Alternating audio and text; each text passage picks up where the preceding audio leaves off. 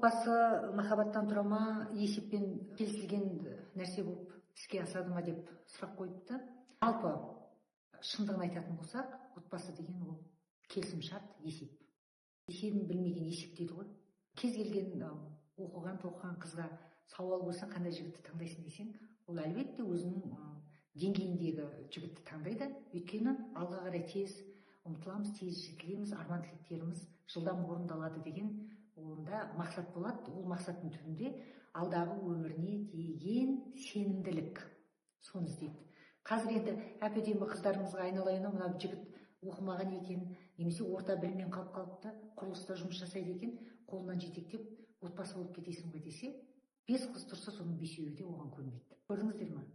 Бұл енді есеп, махаббат емес. Махаббат деген мына төзім ғой, шыдам, уақытпен келетін нәрсе. Ал шын махаббат деген ол өмірде болады, ол енді мектеп кезде, бала кездегі махаббат. Сол бала кездегі махаббаттың сағынымен барлығымыз да өмір сүріп келе жатырмыз, өмір сүре береміз.